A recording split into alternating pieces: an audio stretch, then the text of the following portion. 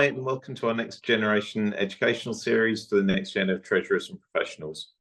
I really hope you enjoy listening to the webinars and find it useful and informative.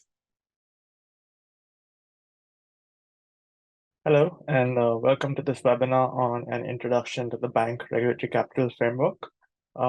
Just to provide a brief introduction about myself, my name is Rahul Advani, and I work in the Financial Institutions Capital Solutions team at NatWest.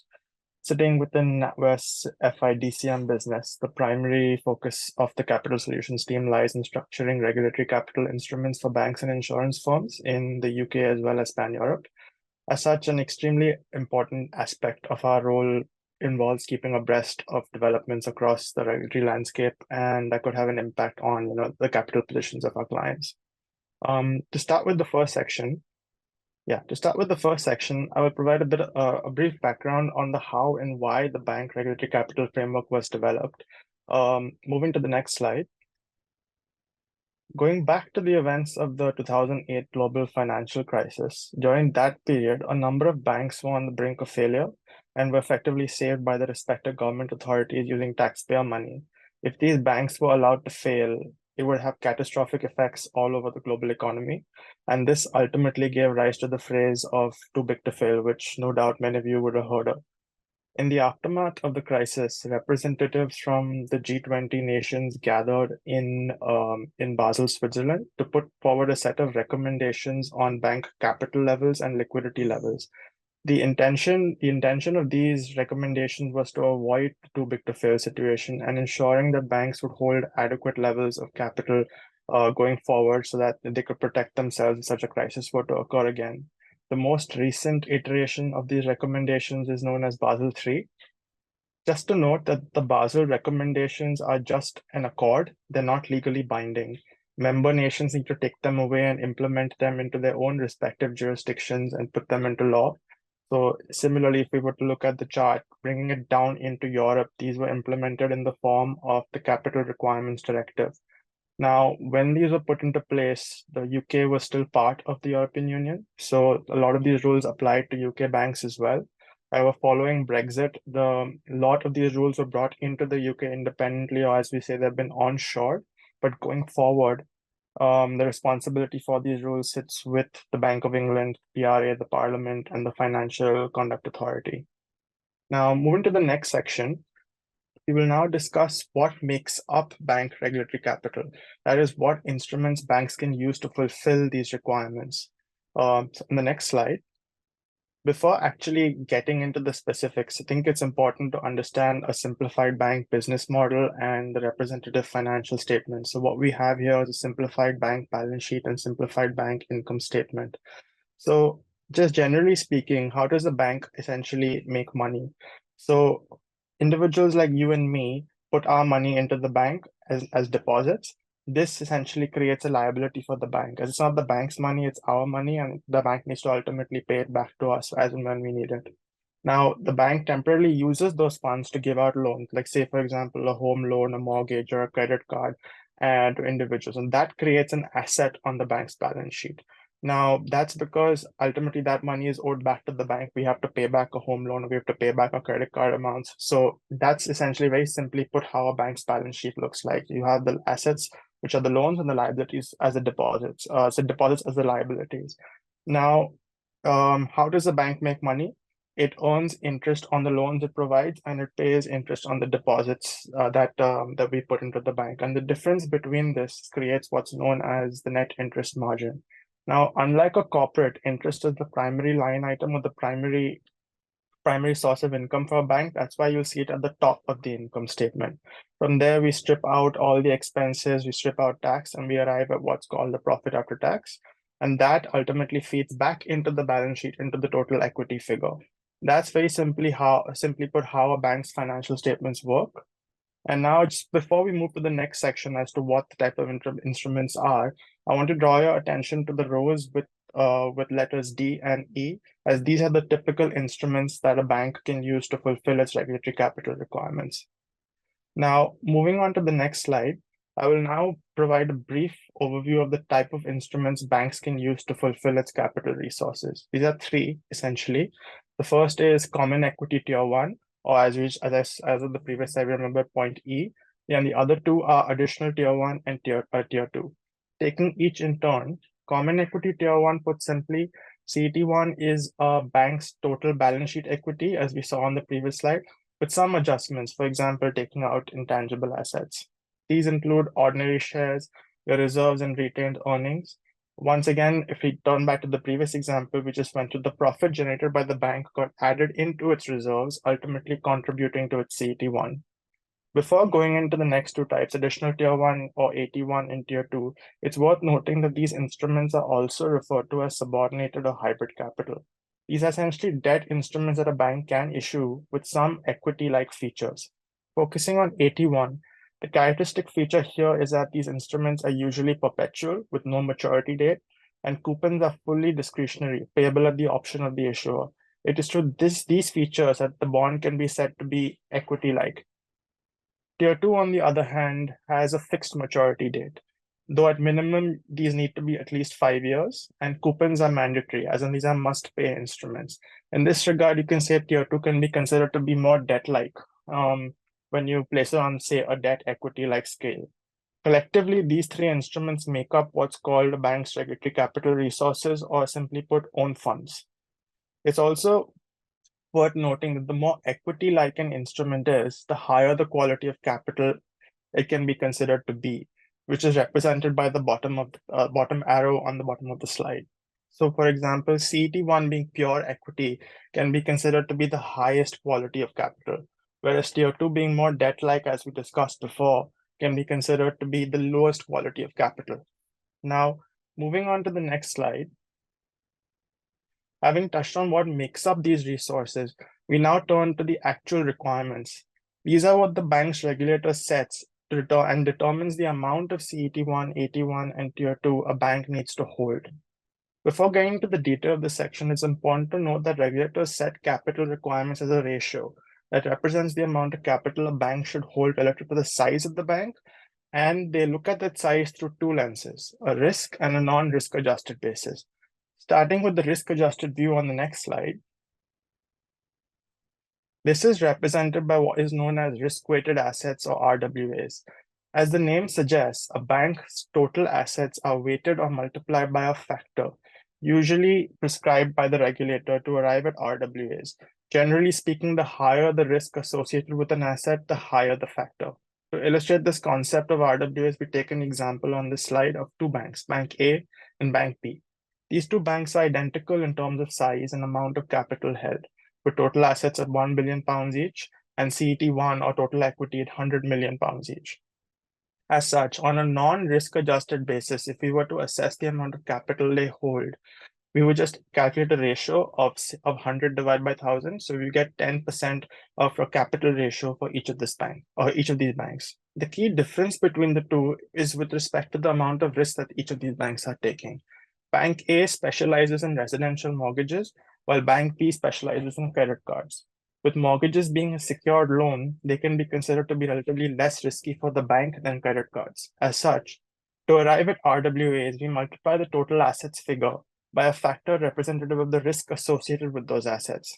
The regulator has set this at 35% for mortgages and 75% for credit cards. Therefore, if we were to recalculate those capital ratios on a risk-adjusted basis, we would get a CET1 ratio of 29% for Bank A and 13% for Bank B. That's how we can see the amount of capital technically Bank A holds is actually larger than the amount of capital Bank B holds relative to the amount of risk that it's taking. So the key message here is that regulators require banks to hold capital at a level that is considered appropriate for the risk that it has chosen to keep on its balance sheet. Moving to the next slide, we now look at the non-risk adjusted measure, which is called the leverage exposure. Very simply put, the leverage exposure is calculated as a bank's total assets, with some adjustments which include, for example, removal of off-balance sheet items. It's worth noting that specifically in the UK, the regulator requires that deposits held at central banks are also removed from the total assets figure to arrive at the leverage exposure. To the right of the slide, you will see an excerpt from NatWest Group's accounts, which breaks down the calculation of its leverage exposure. Using total assets as a starting point, we then have certain adjustments and deductions, and then we arrive at what's called a leverage exposure measure. Now, non-risk weighted capital metrics are expressed as a percentage of the leverage exposure measure. Bringing it all together on the next slide, here we have a build out of the regulatory capital requirements set by the regulator, with risk-based requirements shown to the left and non-risk weighted requirements or the leverage requirements to the right. It's important to note that both these requirements apply in parallel and banks are required to meet both at all times. Starting with the risk-based capital requirements on the left, these can be broken down into three broad categories: Pillar 1 requirements, Pillar 2 requirements, and the combined buffer requirement. Again, taking each in turn, we start with Pillar 1. Pillar 1 is set at 8% of risk-weighted assets and is the same across all banks. So banks have the option to meet this with a mix of CET1, AT1, and Tier 2 capital in the proportion of 4.5% CET1, 1.5% AT1, and 2% Tier 2. Going back to the point of quality of capital that I had previously mentioned, higher quality or more equity-like capital can be used to meet the requirement of lower quality capital. So for example, CET1 can be used to meet AT1 and Tier 2 proportions. AT1 can be used to meet the Tier 2 proportion, but not the other way around. So overall, this 8% requirement forms a bank's Pillar 1, and this is the same across all banks. The next level is Pillar 2 requirements. Now, this is firm specific. The regulator sets it at a specific level for each bank under its supervision. The intention here is to capture idiosyncratic risks which are not reflected in Pillar 1. This includes, for example, interest rate risk or pension risk. On a broad basis, this can range from around 1 to 5% of RWAs. Again, it's bank specific. But again, banks have the option to use all three types of capital, CET1, AT1, and Tier 2 to meet this in the same proportion that of Pillar 1. So 4.5 is to 1.5 is to 2. And the last category is known as the combined buffer requirement. Now, as the name suggests, these are buffers of capital that a bank is required to hold over and above its Pillar 1 and Pillar 2. There are a number of different types of buffers which apply on a case-by-case basis to each bank and each serve a different purpose. It's important to note that these buffer requirements can only be met with CET1. There's no option to use AT1 or Tier 2 for these. Now, I don't intend to go through each of the buffers in detail for the session, though please feel free to reach out to me in case you would like any further detail or have any questions on this topic. Now, that covers essentially the broad-based risk-based capital requirements which apply to firms. Moving to the non-risk-weighted leverage requirements on the right-hand side, these are made up of two components, a 3.25% minimum requirement and the combined buffer requirement. Unlike RWA-based Pillar 1 and Pillar 2 requirements, the 3.25% minimum requirement, which is 3.25% of your leverage exposures, can only be met with CET1 and AT1, together referred to as Tier 1 capital. And Tier 2 capital cannot be used for this requirement at all. As with RWA-based buffers, the leverage buffers can also only be met with CET1 capital. Lastly, it's worth noting that in the UK specifically, leverage ratio-based requirements only apply to firms with retail deposits in excess of £50 billion. For all other firms, the regulator sets a supervisory expectation that is, it should be met, but it's not a legally binding constraint. Now, moving to the next slide, we include here a few excerpts taken from selected UK banks' investor presentations, highlighting the respective capital positions against the minimum requirements. As you can see, the approach to disclosure and capital metrics is quite similar across these names. Over the past couple of years, banks have put in considerable amount of effort in building out their regulatory capital resources against a backdrop of a developing and changing capital regime. As such, banks are now looking to emphasize that they are running capital positions well in excess of both RWA and leverage ratio-based requirements. Now that brings us to the end of the capital requirements section of this webinar. Moving on to the next slide. Very briefly here, what we'll do is we'll talk about the drivers of regulatory capital, and we will go back again to the simplified example of a bank's financial statements in order to explain how a bank could cause its capital ratios to either increase or decrease. Moving to the next slide. Just to recap, as we mentioned before, the shareholders' equity, or the bit in green, is essentially your CET1 capital, and then your total assets multiplied by a risk-based factor gives you your RWAs. CET1 divided by your risk-weighted assets gives you your CET1 ratio. Now, as with any ratio, in order to increase it, you can either increase the numerator or decrease the denominator. In this regard, taking the example of a bank wishing to increase its CET1 ratio, a few options at its disposal include issuing more equity share capitals to the market, focusing on improving profitability and efficiency, alter its dividend policy, as in ensure that it adds in more, retains more profit into its business as opposed to pay it out to shareholders. Now, these are examples that target the numerator. Alternatively, a bank can optimize its RWAs, say by shifting to less risky lending. So say that example of Bank B, which focused on credit cards, decided to alter its business and move to move to mortgages. That would automatically reduce its RWAs. Another option could be to sell certain portfolios, taking those loans off its balance sheet, or say undertake certain securitization or capital relief trades. Now, all these options target the denominator. Now, whilst each of these examples, which I've just discussed now, carry their own sets of advantages and disadvantages, active management of a bank's capital ratios and position is something that is given material importance and is constantly monitored by internal and external stakeholders. Now we move to the last section of this webinar that covers the concept of bank resolution regimes. Moving to the next slide. Now, while I don't intend to go into significant detail here, it would be incomplete to talk about a bank's capital position and bank's capital regime without touching on the concept of bank resolution. On the next page, again, here we discuss the concept of bank resolution and bail-in. Again, going back to the events of the 2008 global financial crisis, as I previously mentioned, a number of banks were effectively bailed out using taxpayer money, leading to the too big to fail problem. Whilst requiring banks to hold additional capital and liquidity addresses part of this problem, another important recommendation that came out of the Basel Accords was that of resolution. Resolution as a concept was designed for situations where a bank that is failing or likely to fail.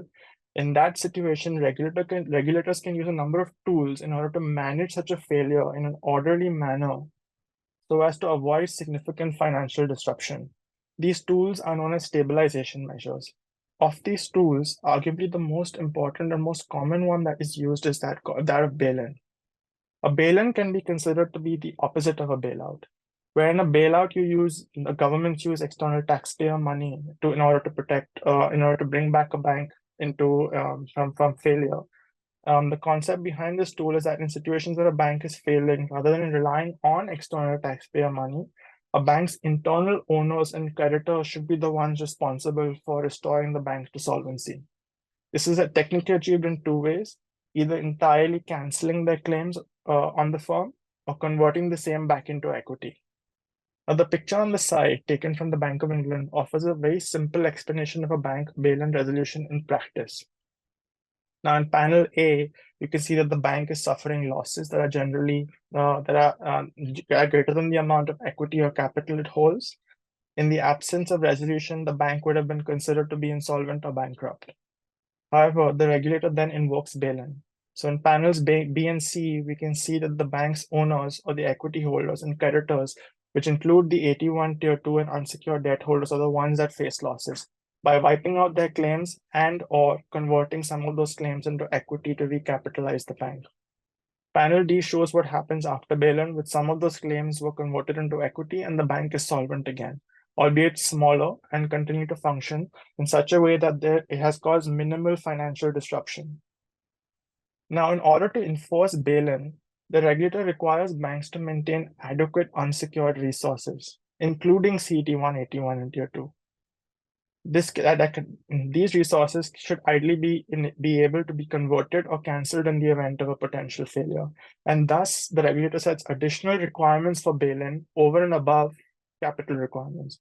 We'll briefly discuss what these requirements are on the next page. Moving to the next page, in the UK and Europe, resolution-based bail-in requirements are called MREL, or the minimum requirement for own funds and eligible liabilities. As previously noted, these are additional requirements set over and above the minimum Pillar 1 and Pillar 2A requirements. Banks are required to meet these as well in order to ensure an orderly resolution procedure should this be required. In the UK, bail-in applies to firms with balance sheet sizes greater than around 15 to 25 billion pounds. In the table at the bottom of the slide, we include examples of banks and building societies in the UK that are subject to these additional MREL requirements. And that hopefully provides you with a useful and brief overview of the concept of bank resolution. We've now reached the end of the webinar. Many thanks for joining, and I hope you found the session useful. In case there's anything you'd like to discuss, or if you have any follow-up questions, please feel free to reach out to me. Thank you very much.